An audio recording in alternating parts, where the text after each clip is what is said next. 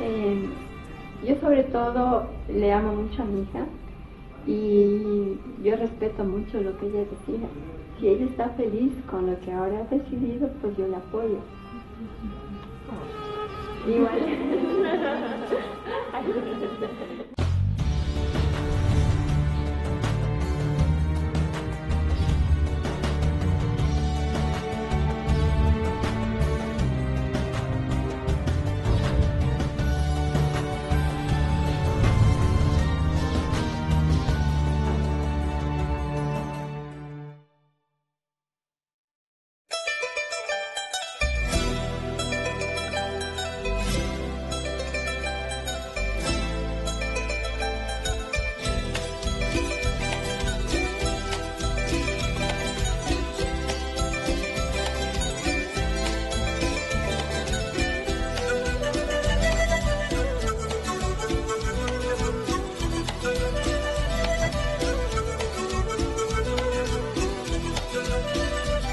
Langkah kaki kembali saya lanjutkan di Amerika Latin, menelusuri kehidupan Muslim di negara non-Muslim.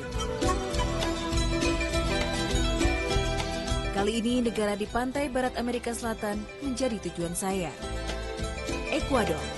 Sama halnya dengan Indonesia, Ekuador juga dilalui garis ekuator atau khatulistiwa. Dari sinilah nama Ekuador berasal.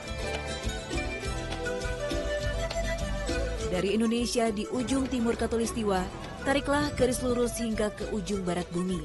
Dan di sanalah Ekuador berada.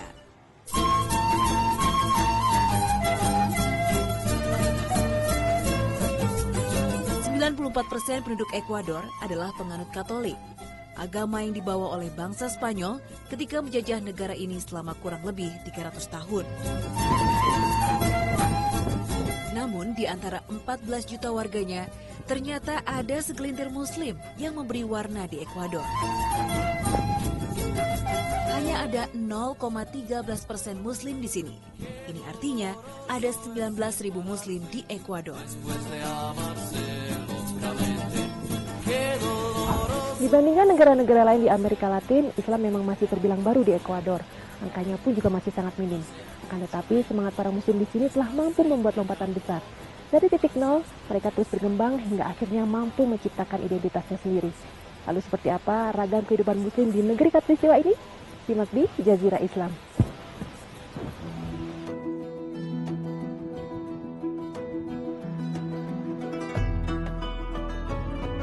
Mayoritas Muslim di sini bermukim di ibu kota Ekuador, Quito. Tercatat ada 2.000 Muslim yang ada di sini. Warga Ekuador baru mengenal Islam lebih dekat pada era tahun 80-an. Ketika itu banyak kaum intelektual yang menimba ilmu di Eropa dan Amerika Serikat. Dan seiring waktu, makin banyak generasi baru yang merantau ke berbagai penjuru dunia dan bersentuhan dengan Islam. Salah satunya adalah mualaf yang akan saya temui ini, Stefania Escobar, yang baru 2 bulan silam mengucapkan 2 kalimat syahadat. Asyhadu Asyhadu anna anna la ilaha ilaha illallah illallah wa asyhadu wa asyhadu anna anna Muhammad Muhammad Rasulullah. Rasulullah. Takbir, Allahu Akbar, takbir, Allahu Akbar. I feel like a blessing, really. Like I'm really happy. It's like a blessing to me. I just have the regret that I didn't do it sooner. But I feel very peace. I feel a lot of peace in my life. I am very comfortable. Even if there are these difficulties, I don't think sometimes like, oh, I should change. No, it's like it's part of it, and it's really worth it. And yes, it has been a beautiful journey. How do you know Islam for the first time? I traveled to Australia for a working visa, and there I met a friend. And actually, well, I didn't know that she was Muslim, and then I started talking with her, and it was beautiful to see that actually I had the same concepts that she had, and I just didn't know about it. and in that point I start getting a connection with Islam and well, falling in love with with the religion as well. Yes. What makes you interested about that makes you want to learn more about Islam? I think it was her way of being being in this world. Like she was really happy, very generous, just targeting different things in their life. 2 tahun Stefania tinggal di Australia. Selama itu pula ia terus belajar dan mulai menerapkan ajaran Islam seperti puasa. Setelah kembali ke Ekuador dan menjalani kehidupan lamanya, Stefania merasakan ada yang hilang dalam hidupnya. Saat itulah ia mulai datang ke masjid dan akhirnya memantapkan hatinya untuk mengucap syahadat. Namun tidak mudah bagi Stefania untuk berbagi cerita membahagiakan ini bersama keluarganya yang non-Muslim. I think so. I was trying to be very soft. So first I start showing like videos. Then I on purpose used to forget books and things like that. So they start asking me questions as well. And of course they realized that I was praying and I was closing the door and going to the masjid. So then I just start telling. First I just start telling about Islam, like a normal type of conversation. And then after a while, then I told them that I was going there, that's the path that I want. Sebuah perjalanan yang sangat bermakna bagi Stefania. Tidak hanya membuka mata akan dunia, tapi juga menemukan makna spiritual di belahan bumi yang berbeda.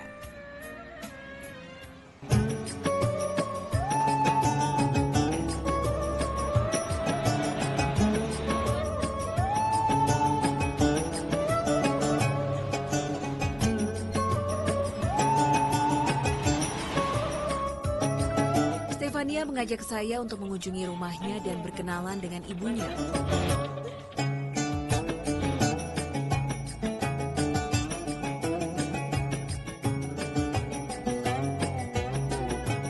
Xiomara sudah ikhlas menerima keputusan Stefania kini, meski dengan berat hati pada awalnya.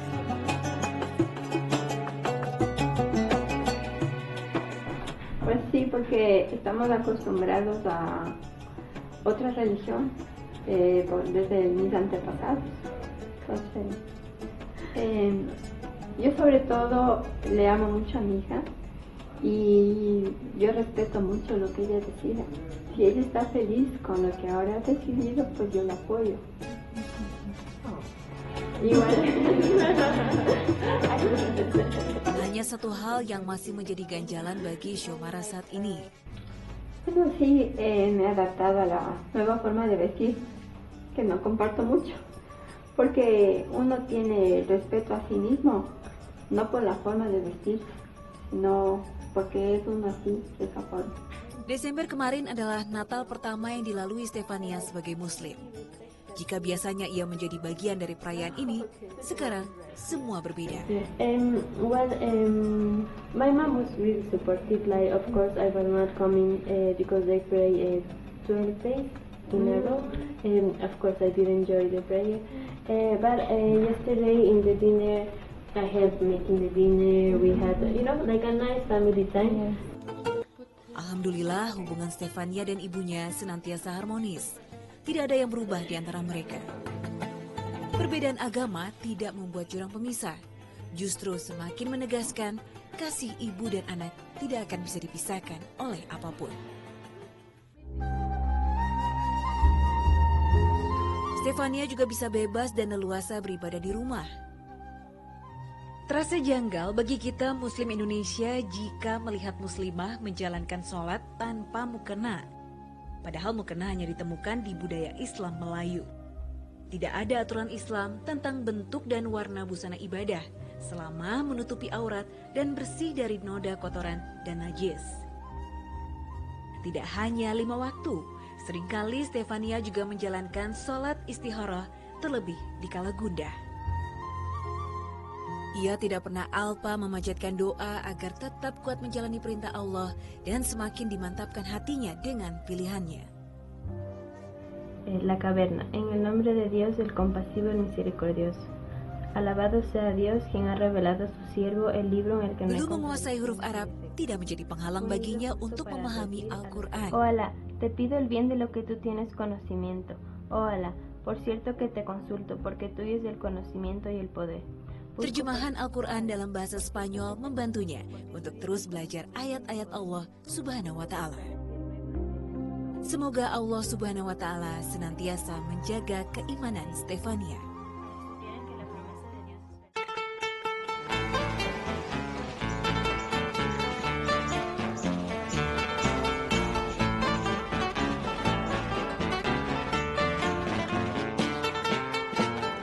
Jumat menjadi hari yang ditunggu oleh Stefania. Ia selalu meluangkan waktunya untuk datang ke masjid. Selain untuk sholat Jumat, di sini ia juga bisa bertemu teman-teman muslimah lainnya. Tempat berbagi cerita dan menuangkan segala keluh kesah. Jika ada hal-hal yang mengganjal hatinya.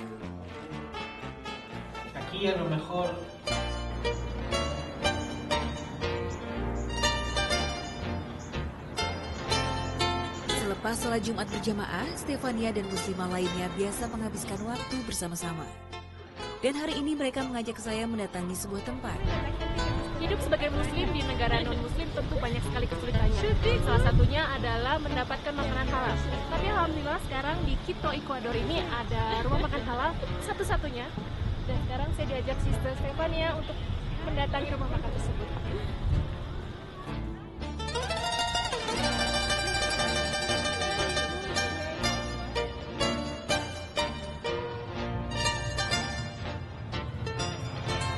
Dia rumah makan halal yang didirikan setahun lalu oleh Monica, muslimah asli Ekuador dan suaminya Nabil yang berasal dari Mesir. Sebuah oase bagi para muslim di Quito. Some of our sisters here, they cannot go anywhere to sit down and socialize. So this has become my mission, to make halal food and to make halal environment.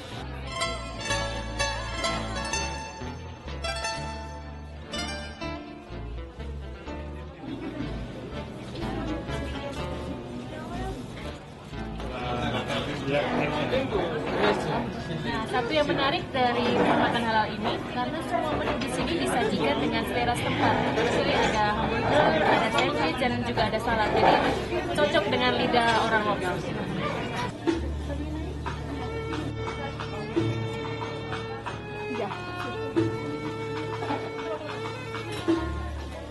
Dan sedikit demi sedikit, mimpi Brother Nabil mulai terwujud. Hal ini dirasakan oleh salah seorang karyawannya yang baru masuk Islam setahun silam.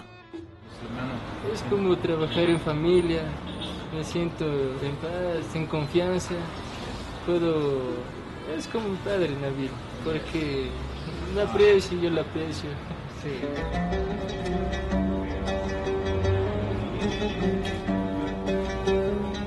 Brother Nabil juga mempersilahkan siapa saja yang hendak beribadah untuk menyulap rumah makan ini menjadi tempat sholat.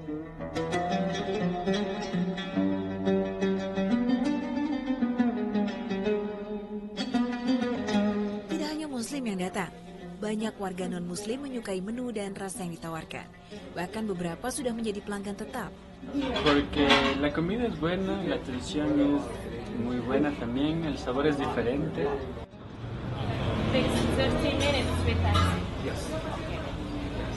Sekarang ini saya mau diajak Brother Nabil untuk ke pasar melihat langsung seperti apa pembelian bahan baku untuk restoran halal dan juga proses penyembelihan secara halal, dan sudah ditemani oleh Brother Muhammad. Oke, ready to go? Ya, insyaallah.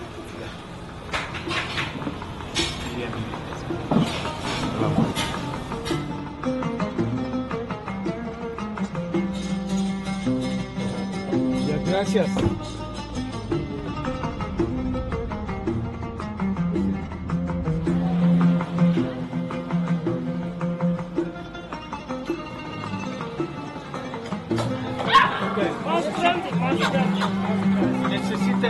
Nah, di Pasar Al-Kamal ini adalah tempat langganan dari Brother Nabil, tempat di mana beliau bisa membeli ayam, karena hampir di semua pasar di sini kebanyakan ayamnya sudah dipotong seperti ini. Dan di sini beliau punya langganan yang menyediakan ayam hidup, jadi beliau bisa memotong sendiri dan menyembelihnya secara halal. Bismillahirrahmanirrahim. Allahu Akbar.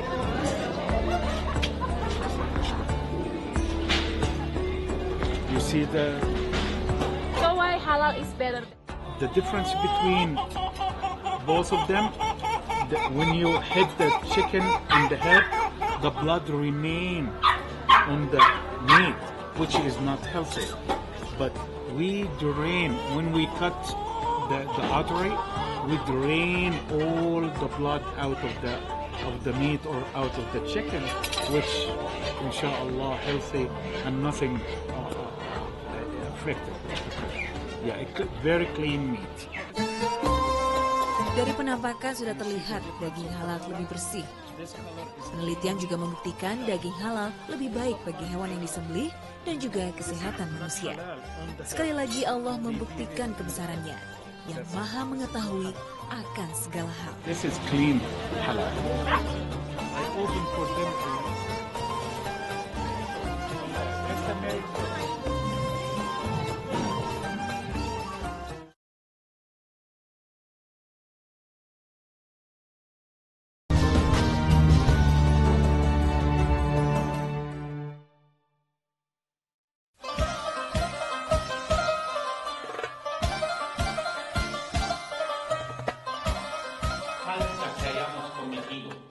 Berkembangnya Islam di Quito, Ekuador, tidak bisa dilepaskan dari peran seorang Yahya Juan Sigilo.